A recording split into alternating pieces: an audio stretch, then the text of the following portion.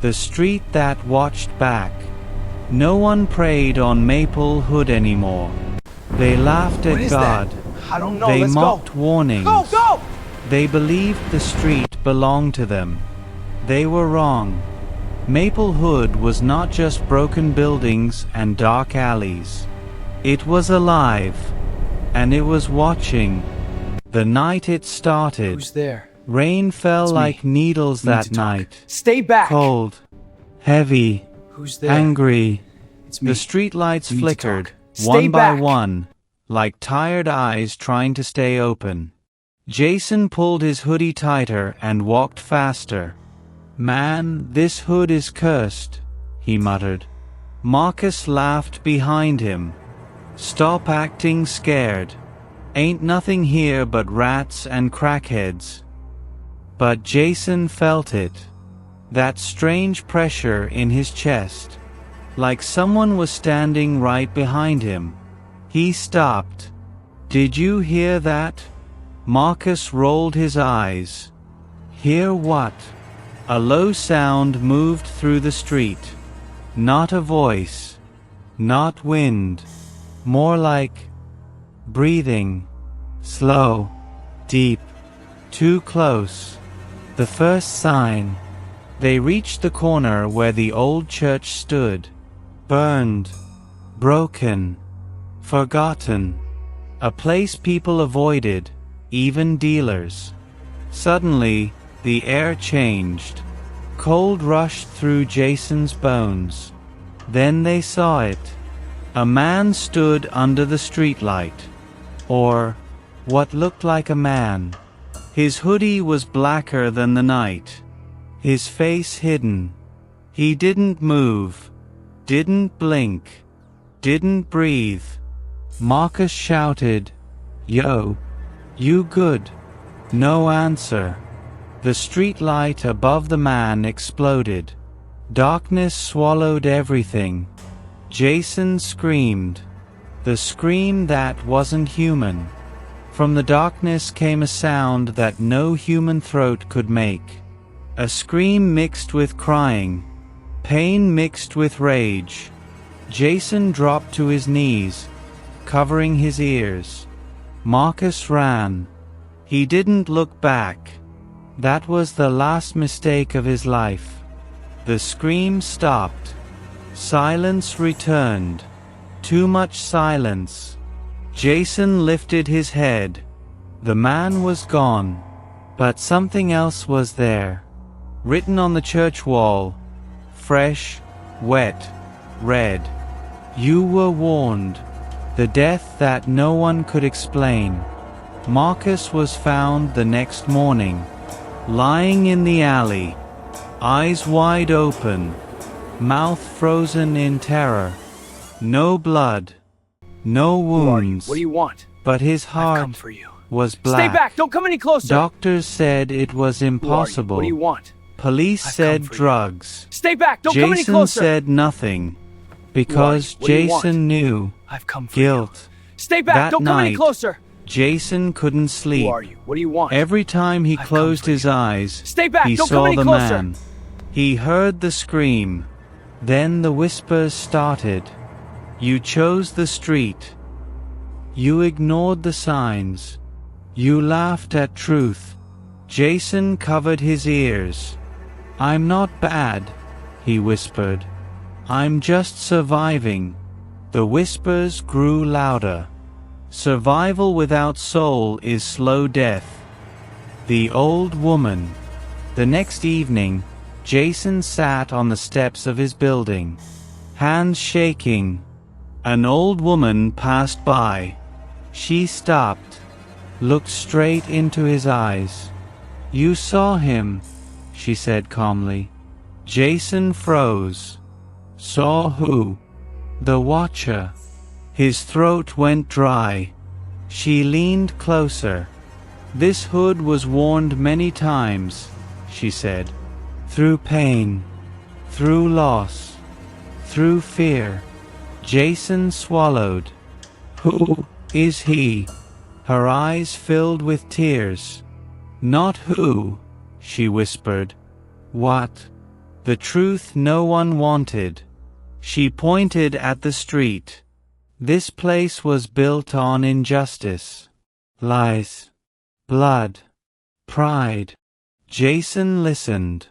When people forget God, she continued, the streets remember. Thunder cracked the Who are you? What do sky. you want? The Watcher I've come for you. appears when souls Stay back! rot, Don't come any closer! she said. He Who are you? doesn't What do chase you want? bodies. I've come for She you. looked at Stay back! Don't Jason's come any chest. closer! He hunts hearts. The choice. Jason stood up. So why am I still alive? The woman smiled sadly. Because you're afraid. She turned to leave. Fear is the last door before guidance. Jason shouted, how do I stop this? She stopped. You can't, she replied. But you can change. Before he returns. The return. That night, the streetlight outside Jason's window flickered. Once. Twice. Then the breathing started again. Right behind him. Slow. Deep. Patient. Jason whispered through tears. God, if you're there, I'm listening. The breathing stopped, but the whisper came back. This is only the beginning. When the street began to judge. The hood didn't sleep that night. Neither did Jason. The second night, Jason sat on his bed, back against the wall, eyes wide open. The room was dark, but the darkness felt crowded. Every sound outside was louder than it should be. Footsteps echoed too long. Doors slammed like warnings. Then came the smell. Burnt metal. Wet soil. Something old. Jason whispered, no, not again. The streetlight outside flickered. Once. Twice. Then it stayed off.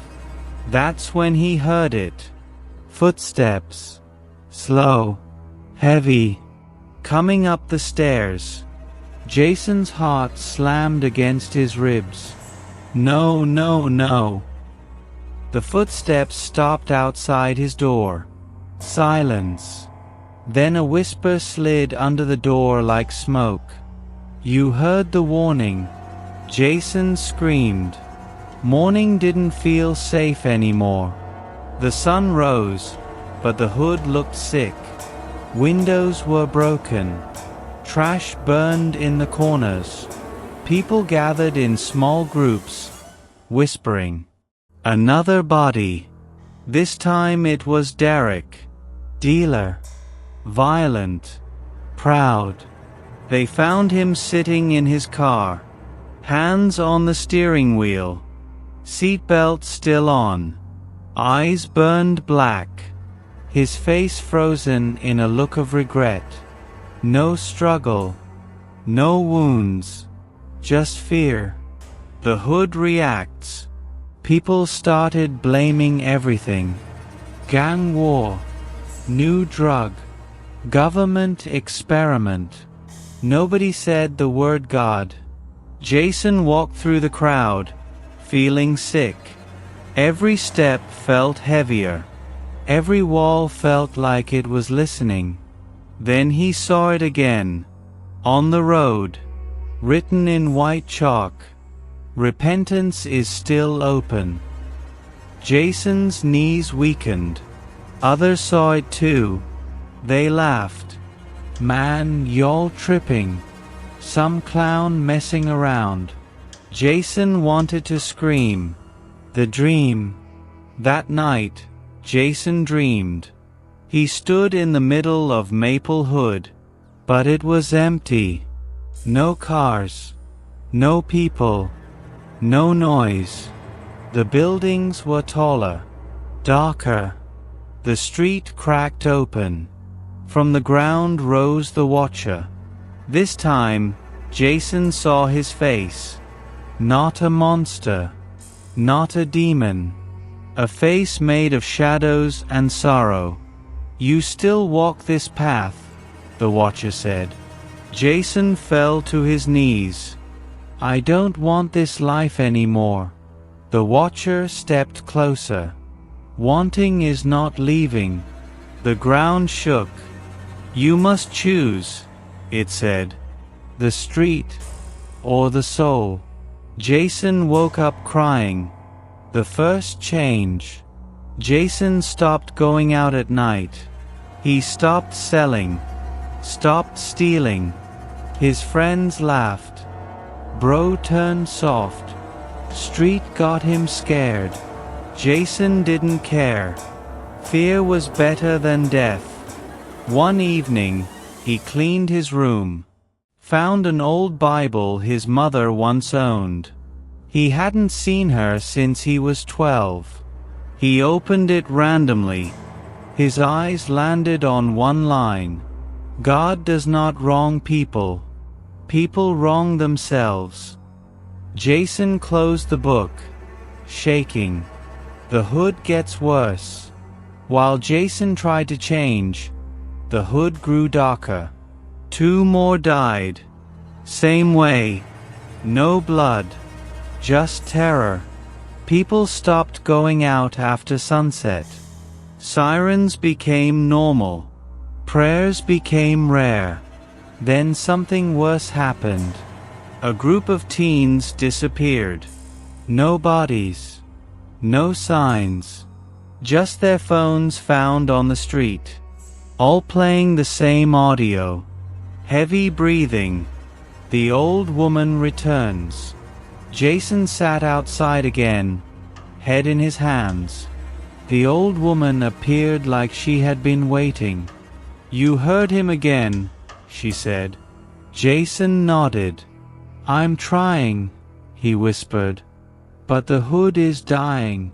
She sat beside him. "Not dying," she corrected. "Being judged." Jason looked at her. "Can it be stopped?" She sighed. "When people change, mercy comes," she said. "When pride stays, punishment walks." Jason clenched his fists. "What about me?" She smiled softly. "You are being prepared." The sign in the sky. That night, the power went out. Entire hood. Pitch black. People screamed. Then the sky lit up red. Clouds twisted like something alive. From every corner of Maplewood, the same whisper rose. "Turn back." Jason fell to his knees in the street.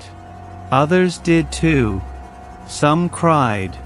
Some prayed. Some ran. And some laughed. The Watcher appeared at the end of the road. Not walking. Floating. Every streetlight exploded at once. Darkness swallowed the hood. The line is drawn. The Watcher's voice echoed everywhere. "Those who mock will fall. Those who repent will be spared." Jason shouted with tears streaming down his face. "I choose God." The Watcher turned toward him. For the first time, it nodded. The night mercy and wrath collided. The hood stood divided. And the street was done waiting. The silence before judgment. Maplewood felt dead. No music. No shouting. No sirens. Just doors closing. Locks clicking. People hiding. Jason stood in the middle of the road. Alone. The red clouds still twisted above like open wounds in the sky. Every instinct screamed at him to run. But his feet wouldn't move. The Watcher hovered at the far end of the street. Not closer. Not farther. Waiting. The first test. A man stepped out from the shadows. Reggie. Known for violence. Known for pride. He laughed when he saw Jason praying. "You think words gonna save you?" Reggie mocked. The watcher's head turned slowly. Reggie froze. The street cracked beneath his feet. Jason shouted, "Say sorry. Ask God." Reggie spat on the ground. "I bow to no one." The ground opened. Darkness swallowed Reggie whole. No scream. No echo. Just gone. Jason collapsed, crying. Fear spreads. People saw it. From windows. From doors. Screams filled the hood. Some dropped to their knees instantly. Others cursed God. The watcher's voice thundered. Pride closed your ears. Mercy knocked. You laughed. The street lights flickered back on. Only half the hood had light. The rest stayed dark. A line was drawn. The chosen and the broken. Those in the light felt warmth. Peace. Those in the dark felt cold. Whispers crawled through their homes. Jason walked through both sides. He felt it. Light burned his skin. Darkness pulled at his soul. The old woman appeared again. "You will walk both," she said. Jason shook his head. "I'm not strong enough." She looked at him kindly. Strength comes after surrender. The personal loss. Jason ran to his old apartment. To his younger brother, Eli. Eli laughed when Jason warned him. "You always scared now," Eli said. "Street made you weak." The watcher's shadow passed over the building. Jason grabbed Eli. "Please," he cried. "Just say his name." Eli pulled away. "Get out." Jason stepped back. The building shook. A scream tore through the air. When Jason looked back, the apartment was gone. Flat. Silent. Eli was gone. Jason fell to the ground, broken. The question. The watcher appeared in front of him, closer than ever. "Why did you spare me?" Jason screamed. "Why take him?" The watcher's voice softened. "He chose," it said. "As you did." Jason punched the ground. "This hurts." "So does truth," the watcher replied. The final warning. The watcher raised its hand. "The night is not over." From the dark side of the hood, shapes moved.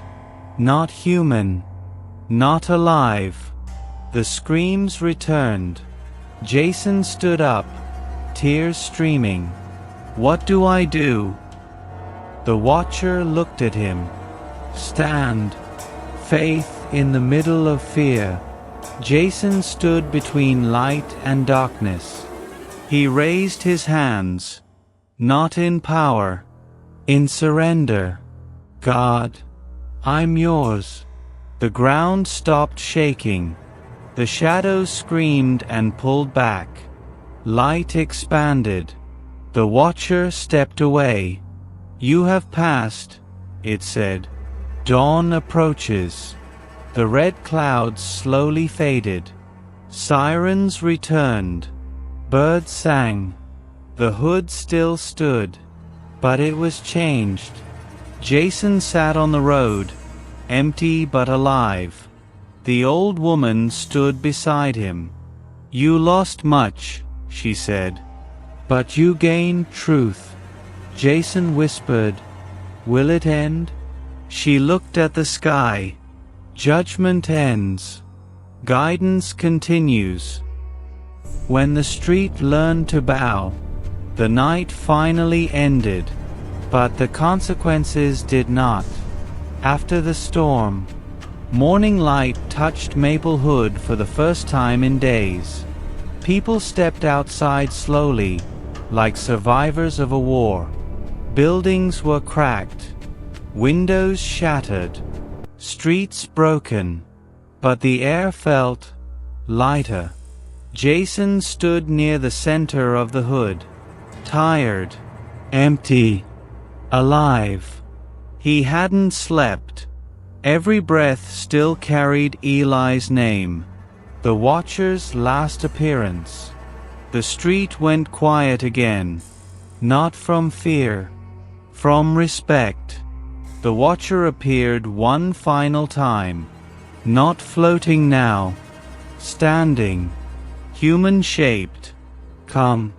You will not see me again," it said. Jason stepped forward. "Was this punishment?" he asked. The Watcher shook its head. "This was reminder." It looked at the hood. When people forget who created them, creation becomes their teacher. Jason nodded through tears. The burden of survival. The Watcher turned to Jason. "You will carry memory," it said. "Not as curse, as responsibility." Jason felt a weight settle on his chest. "Why me?" The Watcher answered. "Because you listened when fear knocked. Then it faded, like mist in sunlight. Gone. A changed hood. Days passed. Maplehood changed slowly. Not magically, not perfectly, but honestly. People cleaned streets together. Music returned. Softer.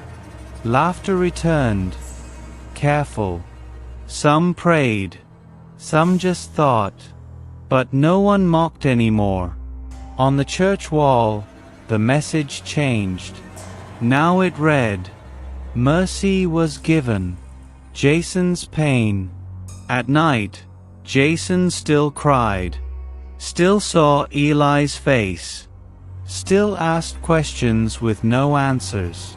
One evening, he returned to the empty lot where the apartment once stood. He knelt. "I don't understand," he whispered, "but I trust." For the first time, peace answered. The new path. Jason left the street life. Not just drugs. Not just crime, but the thinking, the pride, the anger. He started helping kids from the hood, talking to them, warning them, not with fear, with truth. The last lesson. One boy asked him, "Was the Watcher a monster?" Jason smiled sadly. "No," he said. "He was a mirror, moral, clear and strong. Fear is a warning, not the enemy. The street can destroy or teach. God does not need to chase you. You are already running. Mercy always comes before punishment." Final scene. Jason walked through Maplewood at sunset. Streetlights turned on, soft, peaceful. He looked up and whispered, "Thank you." The wind moved through the street, almost like an answer.